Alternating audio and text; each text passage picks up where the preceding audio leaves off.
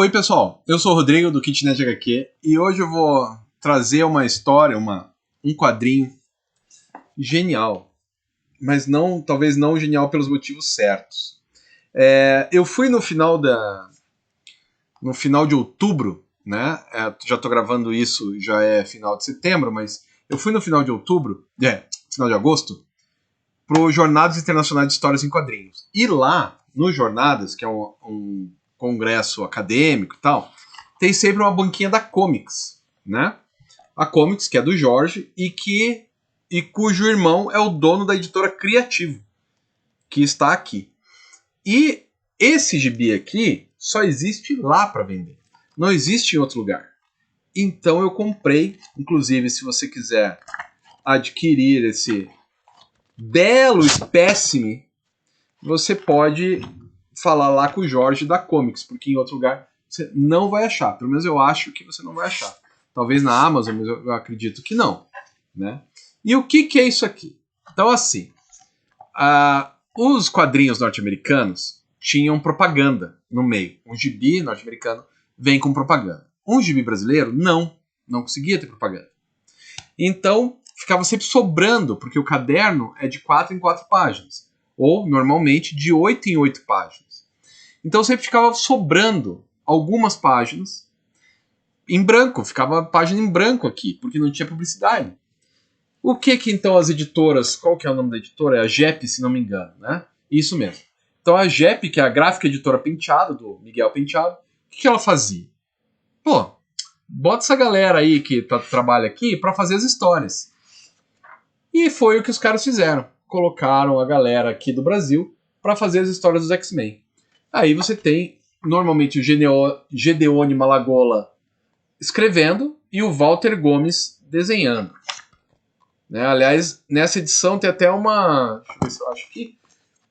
Tem até uma entrevista bem bacana que conta os meandros. Cadê? Aqui. Que conta esses meandros, né? Ó, a entrevista com o Walter Gomes, né, que atualmente trabalha só com publicidade e tal. Então, é um resgate histórico muito legal. Eu sou historiador, né? Sou historiador. Daí, essas 8 páginas, esses caras, Walter Gomes e Gedeone Malagola, desenhavam e escreviam respectivamente. Cara, e assim, eles quase respeitam os X-Men. Quase. Pero não muito. As histórias, assim, como elas têm que acabar em 8 páginas, elas são... Cara, é difícil para explicar. A primeira história, a história que abre o gibi aqui, o Fera vai pra selva, acha um homem das cavernas, e daí o que você faz com esse homem das cavernas? Você acaba matando ele, né? E deixa ele lá. Porque não pode ter um homem das cavernas aqui. E é isso, essa história. Ele vai lá, bate no homem das cavernas e sai. Aí o professor Xavier não existe. O professor Xavier ele só aparece na cabeça do Ciclope. Daí o Ciclope fala para os outros o que fazer, porque o Ciclope nunca vai em campo. Né? Claramente os caras tinham dificuldade, o Gideone, de lidar com equipe. Então ele colocava só 1 ou 2 X-Men para resolver a parada. Tem um momento que eles encontram com o Thor, o Viking Thor. Cadê? Deixa eu ver se eu acho aqui.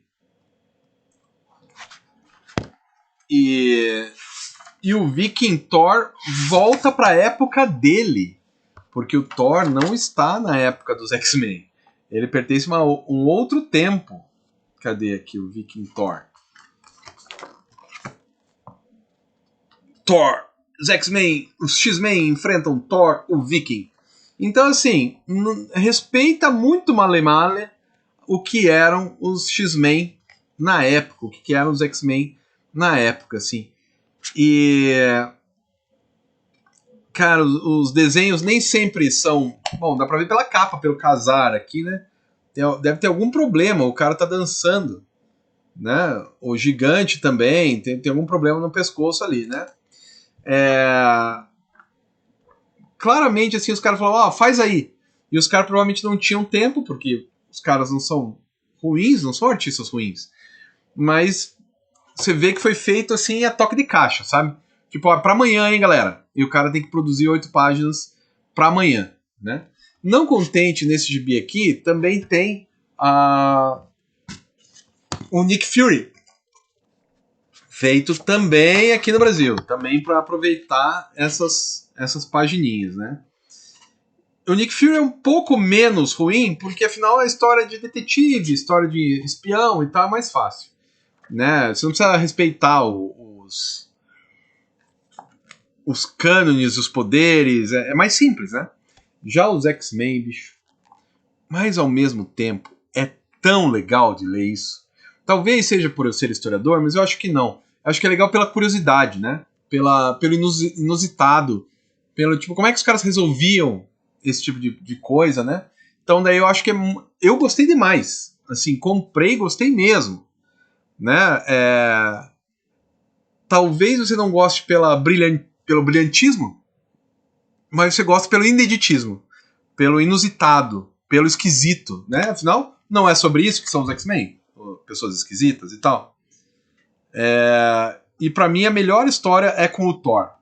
Que assim, os caras ignoram quem é o Thor, mas ignoram de uma forma, cara, que assim, o Thor em algum momento achei que, ó, não sei onde vim parar, só encontro tipos estranhos. Vamos, martelo dos deuses. E o martelo, Mjolnir, dispara raio. E o cara mora em Asgard, ele assalta as pessoas. Cara, é muito bizarro. É muito bizarro mesmo. Então, assim, bizarrice, divertidíssima. Comprei lá no Jorge da Comics. Li no próprio Jornadas e adorei. Assim, está num congresso, né, cheio de ideias cabeçudas e tal. E você vai ler uma coisa dessas. Sensacional. Sensacional. Eu recomendo demais para quem gosta dessas coisas bizarras. Se você quiser uma história bem elaborada, bem desenhada, acho que não é o caso, hein? Acho que pode passar longe. Mas se você gosta dessas coisas bizarras e estranhas e interessantes, isso aqui é muito legal. Beleza? Então, se você tiver algo a dizer sobre isso, por favor, escreva aqui embaixo. A gente vai gostar de ler e responder. Beleza? Até mais, galera!